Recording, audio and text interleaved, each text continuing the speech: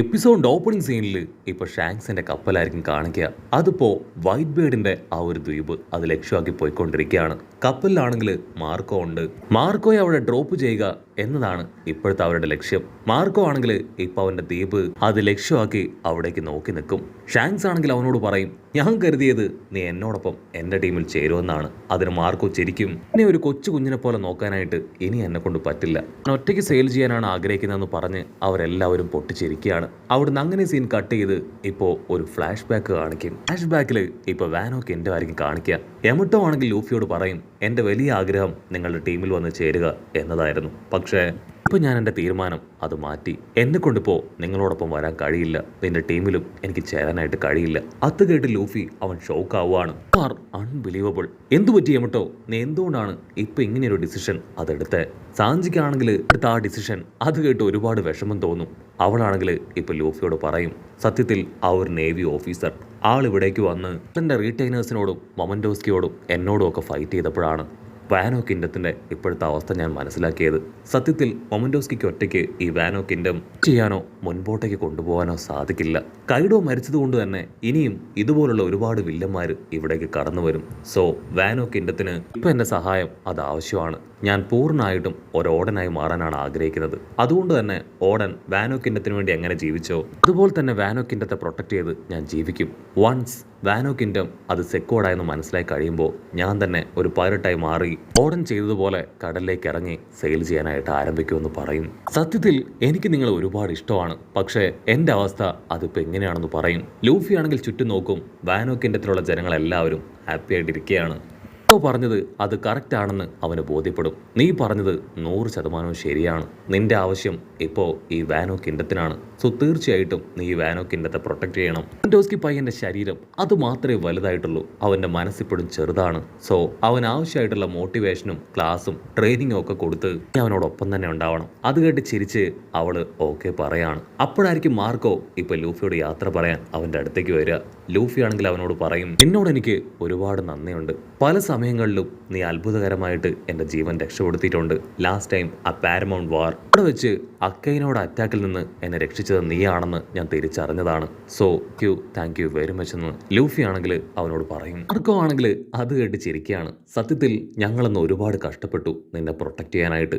എയ്സിനെ ഞങ്ങളെ കൊണ്ട് രക്ഷിക്കാൻ കഴിഞ്ഞില്ല, പക്ഷേ നിന്നെ ഞങ്ങൾക്ക് രക്ഷിക്കാനായിട്ട് കഴിഞ്ഞു. സത്യത്തിൽ എയ്സ് ഇപ്പോൾ ജീവിച്ചിരിക്കുന്നുണ്ടായിരുന്നുവെങ്കിൽ അവനിപ്പോൾ നിന്റെ ഈ വിജയത്തിൽ ഒരുപാട് സന്തോഷിച്ചേനെന്ന് പറഞ്ഞ് മാർക്കോ കടന്നു പോകും. അവിടുന്ന് അങ്ങനെ ബ്ലാക്ക് ഔട്ട് ചെയ്ത ആ അമേസ ലില്ലി ഐലാൻഡ് അത് കാണിക്കുകയാണ്. ആ ഗ്രാൻഡ് ആണെങ്കിൽ എന്തൊക്കെയോ കാര്യമായിട്ട് സംസാരിച്ച് അതിന്റെ ബോർഡറിലേക്ക് വരും. അവിടെ ഉണ്ടായിരുന്ന വലിയൊരു മൗണ്ടെയിൻ അതിപ്പോ ആരോ തകർത്തിരിക്കുകയാണ്. ആ ഗ്രാൻഡ് തൊട്ടു പിന്നാലെ ബോവ ഹാൻകോക്ക് അവൾ അവിടേക്ക് വരികയാണ്. സത്യത്തിൽ ഈ പ്രശ്നങ്ങളെല്ലാം ഉണ്ടാവാനുള്ള കാരണക്കാരി ഞാനാണ്.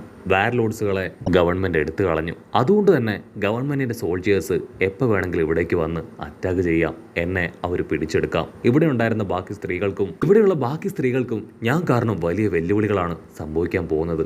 ആൺകുട്ടികൾ ആരും തന്നെ വരാത്ത ഈ ഐലാൻഡിലേക്ക് ഇനി അവരെല്ലാവരും കടന്നു വരും. അതുകൊണ്ട് പറ്റില്ല ഇനിയും ഇങ്ങനെ മുൻപോട്ടേക്ക് പോവാൻ. ഞാൻ എത്രയും വേഗം ലൂഫി അവനെ കണ്ടെത്തി അവനെ മാരേജ് ചെയ്താലോ. അത് കേട്ട് ഗ്രാൻഡ് ആണെങ്കിൽ അവളോട് ദേഷ്യപ്പെടുകയാണ്. അപ്പോൾ അവിടുന്ന് അങ്ങനെ കട്ട് ചെയ്ത് ഒരു ഫ്ലാഷ് ബാക്ക് കാണിക്കും. ഫ്ലാഷ് ബാക്കിൽ ആ ഒരു കോംബെൽറ്റ് അത് ക്രോസ് ചെയ്ത് ഓഫീസേഴ്സ് അവരവിടേക്ക് കടന്നു വരികയാണ്.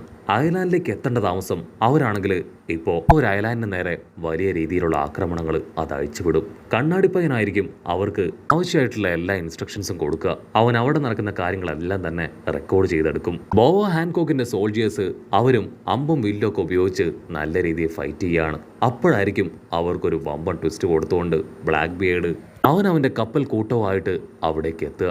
ബ്ലാക്ക് ബിയേർഡ് ആണെങ്കിൽ ദൂരത്തായിട്ട് നേവി ഷിപ്പ് കണ്ട് ഒരു പ്രത്യേകതരം വേവ് പവർ അത് കടലിൽ ഉപയോഗിക്കും. കടൽ അങ്ങനെ ഇളകി മറിഞ്ഞ് നേവിക്കാരുടെ കപ്പൽ അതാടി ഉലഞ്ഞ് കടലിൽ മുങ്ങാനായിട്ട് തുടങ്ങും. ബ്ലാക്ക് ബിയേർഡിനാണെങ്കിൽ അത് കണ്ട് ഭയങ്കര സന്തോഷം.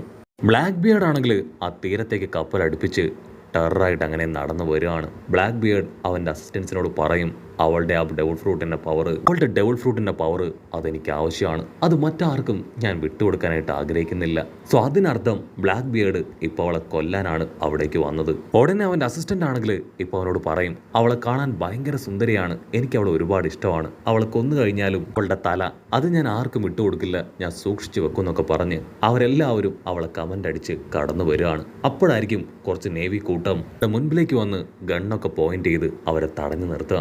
അവരാണെങ്കിൽ ഹെഡ് ക്വാർട്ടേഴ്സിൽ കോൺടാക്ട് ചെയ്ത് ബ്ലാക്ക് ബിയേർഡ് ആൻഡ് ടീമിനെ അറ്റാക്ക് ചെയ്യാനുള്ള പെർമിഷൻ ചോദിക്കും. പക്ഷെ അവർക്കാണെങ്കിൽ അവിടെ നിന്ന് പെർമിഷൻ ലഭിക്കില്ല. കൂടെ വെയിറ്റ് ചെയ്യാൻ മാത്രമായിരിക്കും അവർക്ക് കിട്ടുന്ന നിർദ്ദേശം.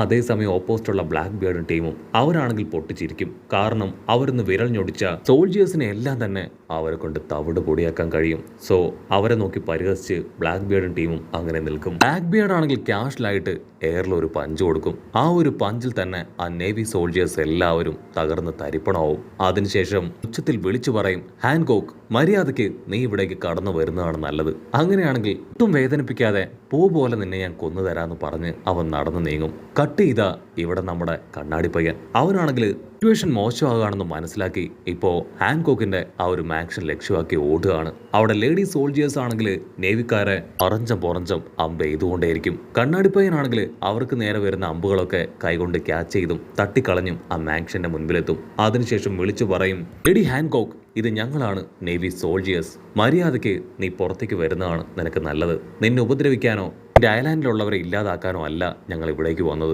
ഞങ്ങളുടെ ലക്ഷ്യം നീയാണ്. നിന്നെ എത്രയും വേഗം നേവി ഓഫീസിൽ എത്തിക്കുക എന്നതാണ് ഞങ്ങളുടെ ലക്ഷ്യം. പ്രശ്നം കൂടുതൽ വഷളാക്കാതെ ഞങ്ങളോടൊപ്പം സഹകരിക്കുകയാണെങ്കിൽ നിനക്ക് പ്രത്യേകിച്ച് കുഴപ്പമൊന്നും ഉണ്ടാവില്ല എന്ന് പറഞ്ഞ് കണ്ണാടിപ്പയ്യനാണെങ്കിൽ സമാധാനത്തിൽ അനുനയിപ്പിച്ച് അവളെ വിളിക്കാനായിട്ട് ശ്രമിക്കും. ഹാൻകോക്കിന്റെ സിസ്റ്റേഴ്സും അവളുടെ സോൾജിയേഴ്സും ഹാൻകോക്കിനെ കൊടുക്കാനായിട്ട് തയ്യാറാവില്ല.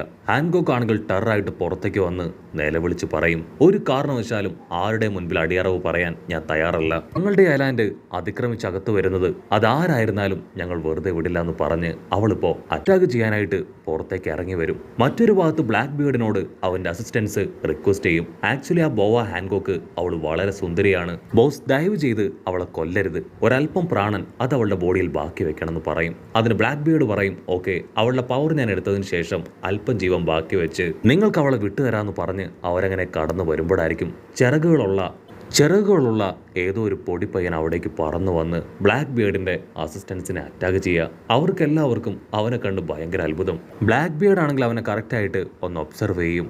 നക്ഷത്ര കണ്ണ്, ബ്രൗൺ സ്കിൻ, വൈറ്റ് ഹെയർ, പുറകിൽ 2 വലിയ ചിറകുകൾ. സോ ആ പയ്യൻ അവൻ നിസ്സാരക്കാരനല്ല എന്ന് ബ്ലാക്ക് ബിയേർഡിന് അറിയാം. ആക്ച്വലി ഇവനെ പോലെ തന്നെയാണ് ഒരു പൊടിപ്പെണ്ണ് മുൻപ് വന്നത്. ആക്ച്വലി അവർ മറ്റാരുമല്ല, വേഗ് ഓഫ് പങ്ക് ആള് ക്രിയേറ്റ് ചെയ്ത പാസീവ് എക്സ്റ്റ്.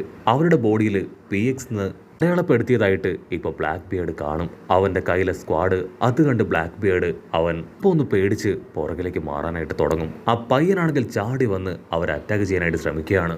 ആ പയ്യനാണെങ്കിൽ സ്ക്വാഡ് എടുത്ത് ഇപ്പോൾ ബ്ലാക്ക് ബിയേർഡിന് നേരെ ആഞ്ഞു വെട്ടാനായിട്ട് ശ്രമിക്കുകയാണ്. പക്ഷെ ബ്ലാക്ക് ബിയേർഡ് ആണെങ്കിൽ ജസ്റ്റ് മിസ്സിന് അങ്ങനെ തെന്നി മാറും. ഉണ്ടായിരുന്ന മൗണ്ടെയിൻ അതങ്ങനെ 2 പീസായിട്ട് കട്ട് ചെയ്ത് പോവും.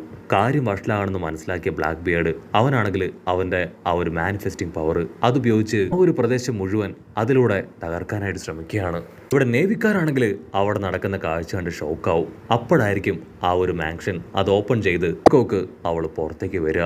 അവളാണെങ്കിൽ സ്റ്റൈലായിട്ട് നേവി സോൾജിയറിനെ നോക്കി ചിരിക്കും. അടുത്ത നിമിഷം അവരെല്ലാവരും കല്ലായി മാറുകയാണ്. ഇവിടെ കണ്ണാടിപ്പയ്യനാണെങ്കിൽ ഉപ്പനോട് കെയർഫുൾ ആയിട്ടിരിക്കാൻ പറയും. പക്ഷേ അവനും നേവി അഡ്മിറലും എല്ലാവരും കല്ലായി മാറിയിരിക്കുകയാണ്.